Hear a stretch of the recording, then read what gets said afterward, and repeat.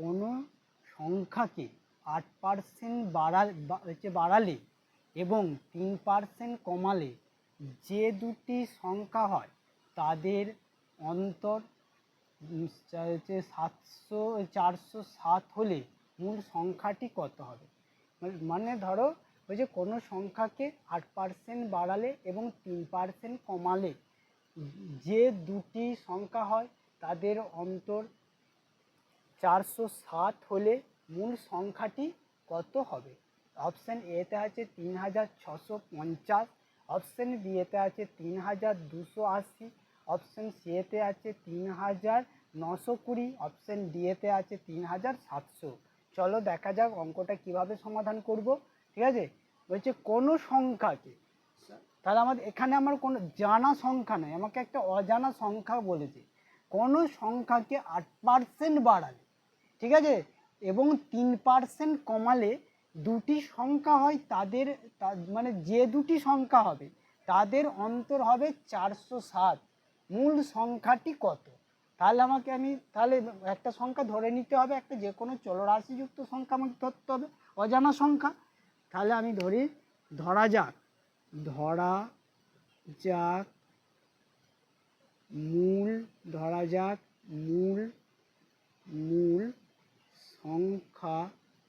মূল সংখ্যাটি সমান x।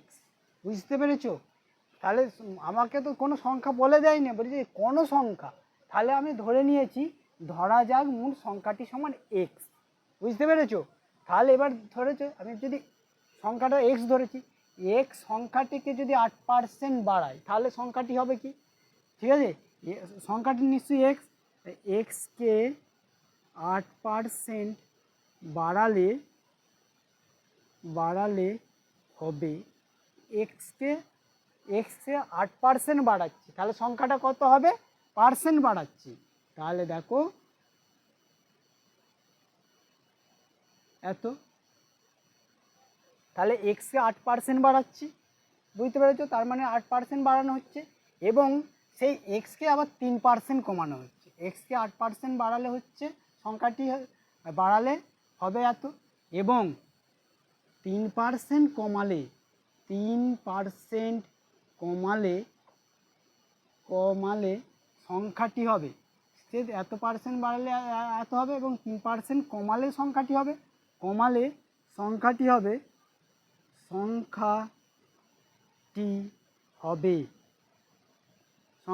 তাহলে কত? 3% যখনই কমাচ্ছি তাহলে দেখো 100 থেকে 3 বিয়োগ করলে 97x/100। বুঝতে পেরেছো?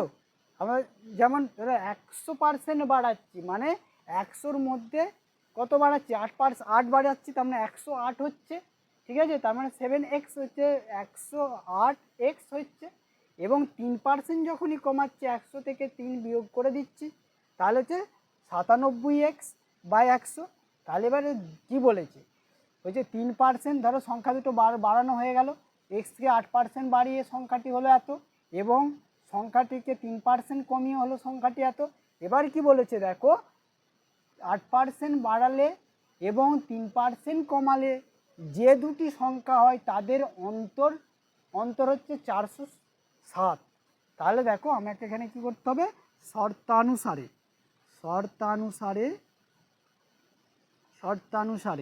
তাহলে দেখো 108x/100, তারপর 97x/100 সমান, দেখো এদের অন্তর, দেখো এইটা বাড়াচ্ছি আর এইটা কমাচ্ছি, তার অন্তর মানে কি? অন্তর মানে বিয়োগফল।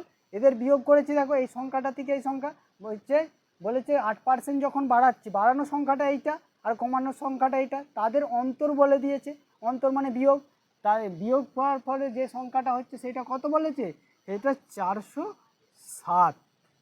বুঝতে পেরেছো এখানটা? দেখো আরেকবারটি ভালো করে অঙ্কটা বুঝো, যে কোনো সংখ্যাকে 8% বাড়ালে এবং 3% কমালে যে দুটি সংখ্যা পাওয়া যায় তাদের অন্তর 407 হলে মূল সংখ্যাটি কত। মূল সংখ্যাটি ধরা যাক মূল সংখ্যাটি হচ্ছে এক্স, তার মানে এক্সকে 8% বাড়ানো হচ্ছে, এক্সকে যখনই 8% বাড়ানোর ফলে সংখ্যাটা এই দাঁড়াচ্ছে, এবং 3% কমালে সংখ্যাটি হয়ে দাঁড়াচ্ছে। তারপরে কি বলেছে, তাদের অন্তর বাড়ানো এবং কমানোর মধ্যে যে অন্তর মানে বিয়োগফল, তাই জন্য লিখেছি সত্যানুসারে বাড়ানোর সংখ্যা মাইনাস কমানোর সংখ্যা সমান তাদের অন্তরটা কত বলে দিয়েছে 407। বুঝতে পেরেছো? তাহলে দেখো বা দিয়ে এবার সমাধান করব। দেখো 100 লসাগু হচ্ছে, 100 লসাগু হলে এখানে 108 এক্স মাইনাস 97 এক্স সমান 407। বুঝতে পেরেছো? দেখো এবার এখান থেকে যদি এইটা বিয়োগ করি তাহলে আমার কত হচ্ছে 11x। দেখো বা 108 এক্স থেকে হচ্ছে 97x বিয়োগ করলে হয়ে যাচ্ছে 11x বাই 100 ইকুয়াল টু 407। বুঝতে পেরেছো? তারপরে দেখো এবার যেমনভাবে আমরা সমাধান করি বা এক্সের মান বার করতে হবে। দেখো 407 ইন্টু এটা হচ্ছে 407 ইন্টু 100 বা এক্স সমান তাহলে কত হচ্ছে, এক্স সমান হচ্ছে 407 ইন্টু 100 বাই 11। দেখো 11কে যদি আমি হচ্ছে 407কে 11কে দিয়ে যদি 407কে কাটি তাহলে হচ্ছে 37। দেখো এটা হচ্ছে 37। তাহলে দেখো সংখ্যাটা কত দাঁড়াচ্ছে 37 ইন্টু 100 সমান 3700। অতএব এক্সের মান তাহলে কত বেরোলো, তাহলে অজানা সংখ্যাটি তাহলে ধরেছিলাম এক্স, তাহলে এক্সের মান বেরোলো। অতএব এক্সের মান সমান 3700। তাহলে আমার অ্যান্সারটা কত নাম্বারে আছে দেখো, তাহলে ডি এর অ্যান্সারটা আমার সঠিক। বুঝতে পারলে এরকম অঙ্ক প্রায় যে কোনো পরীক্ষার ক্ষেত্রে আসে শতকরা থেকে।